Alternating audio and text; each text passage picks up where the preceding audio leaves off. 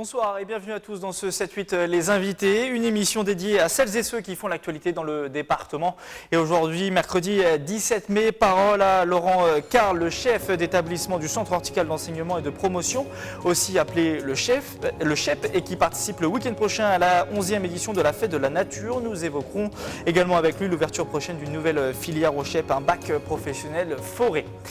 Parole aussi dans cette émission à Fabienne Thibault, personnage mythique de la comédie musicale Starmania, celle qui a interprété Marie-Jeanne. La serveuse automate sera à Rambouillet dans quelques jours pour un concert caritatif. Mais pour débuter cette émission, je me tourne vers Laurent Carl. Bonsoir. Bonsoir.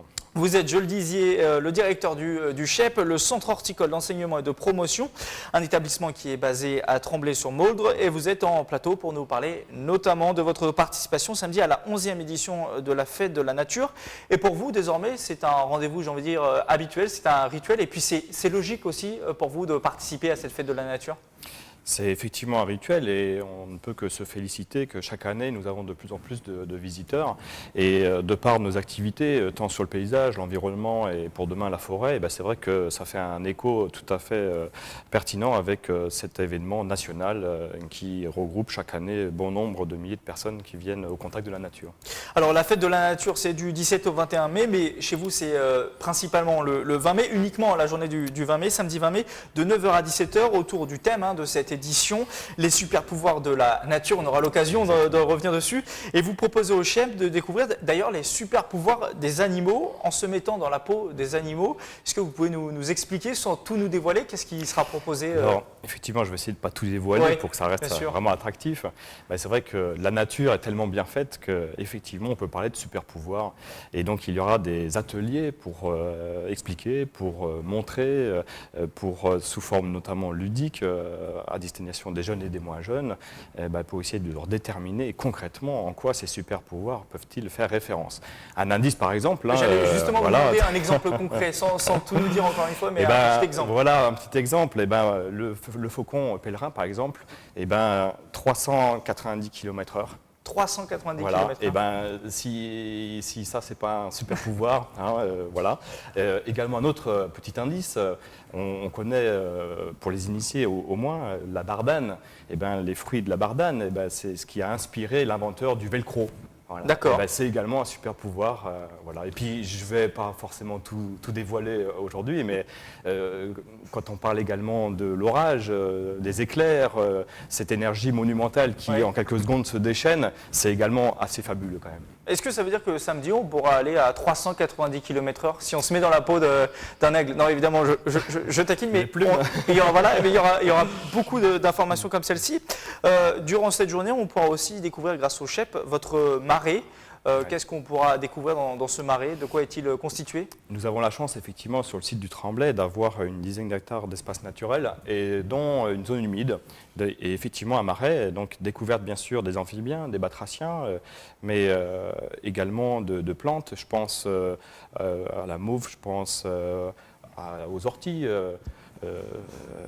Urtica dioica, et ça fait un peu un écho aussi au super pouvoir parce que l'Urtica dioica, il y a beaucoup de choses à exploiter et également à déguster puisque c'est également une base de plats qui sont très intéressants. On va justement en reparler de la dégustation, mais pour revenir sur cet atelier, notamment on pourra créer des pièges pour frelons asiatiques. Expliquez-nous pourquoi il faut les piéger, entre guillemets, les coincer. Ils sont nuisibles pour la nature, les frelons asiatiques aujourd'hui? Comme le nom l'indique, frelons asiatiques, c'est donc pas les frelons français, appelés également frelons communs. Ils viennent des pays asiatiques et malheureusement, ils participent à la chute des populations d'essaims d'abeilles, donc de fait des ruches. Et tout simplement en venant manger les abeilles devant les ruches, en les attrapant et en allant les déguster un peu plus loin ou dans leur nid.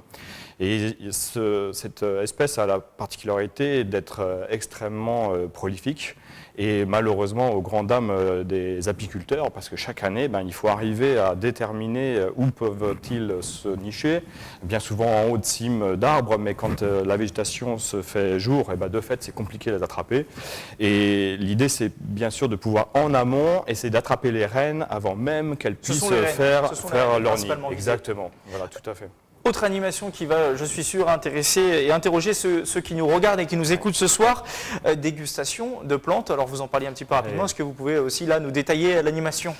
Eh bien, écoutez, l'animation, on part d'éléments de récolte sur le lieu, du site du Tremblay par exemple, de plantes végétales ou de plantes qui, comme je disais tout à l'heure, l'ortie par exemple, eh ben, peut se préparer à divers plats, et tant en soupe qu'en gratin, avec derrière des objectifs également culinaires, mais également de santé, puisqu'il y a des vocations bien reconnues sur les enjeux, notamment avec les vitamines riches en silice, etc.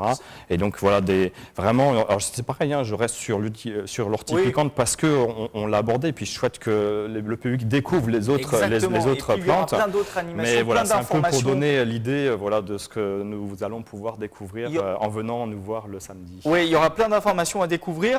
Il y aura également par exemple un atelier photo pour apprendre à photographier les plus petits insectes. On aura aussi de la pêche à la truite, au canard. On est un petit peu pris par le temps, du coup je voudrais passer au second sujet de votre venue.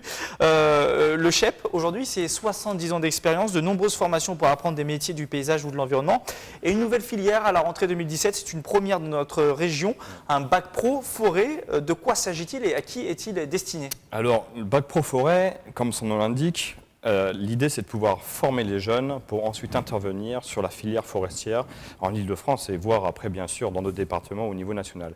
Ce qu'il faut savoir, c'est que c'est une filière qui est méconnue. À l'instar, pour autant, des surfaces qui sont considérables en Ile-de-France, c'est plus de 270 000 hectares, c'est plus d'un quart du territoire Ile-de-France qui est couvert par des massifs forestiers. Ça c'est peu connu par exemple. C'est peu connu, on a en tête le massif de la forêt de Rambouillet, le massif forestier de la forêt de Fontainebleau, mais il y a aussi celle de Saint-Germain, de Versailles, de Meudon. Aujourd'hui il y a un manque de main d'œuvre? Alors il y a concrètement un manque de main d'œuvre. Les entreprises d'exploitation forestière et où les services de l'ONF recherchent des personnes compétentes, et au-delà de ces personnes compétentes pour intervenir vraiment sur le terrain, on cherche également des gestionnaires parce qu'il faut réaliser des plans de gestion forestiers, notamment à destination des massifs forestiers qui appartiennent à des privés. C'est plus de 70% des surfaces, que j'indiquais tout à l'heure, qui appartiennent à des particuliers, donc à des privés. Et pour ces surfaces-là, à ce jour, il n'y a pas d'exploitation et il n'y a pas de gestion, ou peu. Donc l'idée, c'est vraiment de pouvoir être acteur dans cette dynamique émergente. Demain, le bois œuvre, le bois énergie, le bois construction, il est et il sera en plein essor. Et donc de fait, c'est de pouvoir accompagner le monde professionnel et les différents acteurs pour ces prochaines décennies, tant sur la formation que sur l'insertion professionnelle. Et vous allez du coup présenter cette nouvelle filière qui va se lancer en 2017, ce samedi 20 mai aussi. Et du coup, pour les jeunes intéressés, ce sera probablement des débouchés certains et une vie professionnelle certaine. Exactement. On peut retrouver toutes ces informations d'ailleurs sur votre site, disponible, on le voit à l'écran, www.chep78.fr. Merci Laurent Carle d'être venu en plateau. Vous êtes le chef d'établissement, je le rappelle, du centre horticole d'enseignement basé dans les Yvelines. Merci beaucoup. Merci à vous. On poursuit cette émission avec du chant et des souvenirs probablement pour beaucoup d'entre vous. En 1978, Fabienne Thibault interprétait la toute première Marie-Jeanne dans Starmania. 40 ans plus tard, la chanteuse franco-québécoise interprétera les plus grands titres de la comédie musicale le 7 juin prochain au Nickel de Rambouillet. Une soirée au profit du Lions Club local. Mélanie Poquet a rencontré la chanteuse. Fabienne Thibault, bonjour. Bonjour. Pourquoi avez-vous accepté de chanter lors de cette soirée? D'abord parce que la présidente du Lions Club de Rambouillet, Florine Boukobza, le docteur Florine Boukobza est une amie, parce que j'ai de nombreux amis rambouillais, parce que j'ai beaucoup de respect pour le Lions, parce qu'il y a un anniversaire extraordinaire à fêter et parce que je pense que les chansons de Starmania sont un lien avec plusieurs générations. Il y a l'aspect solidarité ce soir-là, avec notamment le financement d'un véhicule. C'était ça aussi qui vous importait, outre le fait de chanter? Tout à fait, c'est même important, parce que ça fait partie du projet. n'est-ce pas, que cette mise à disposition d'un véhicule pour les achats. Alors, je pense que c'est principalement pour les personnes âgées, évidemment, qui vont en profiter le plus, et c'est normal. Ça permet aussi d'animer les quartiers, ça permet d'animer les artisans, les commerçants, et d'être vraiment important dans l'activité économique et l'activité aussi humaine. Vous le disiez, il va y avoir des titres de Starmania que vous allez chanter. Quelle place a cette comédie musicale dans votre vie? Moi, Starmania est complètement fondatrice de ma vie. C'est à partir de Starmania que le public m'a connue, m'a rencontrée, m'a suivi. Starmania est vraiment un patrimoine de notre culture populaire musicale. C'est beaucoup de tubes, beaucoup de thèmes aussi qui sont extrêmement fondateurs de ce qu'on vit aujourd'hui. Dans le beau comme dans le moins beau.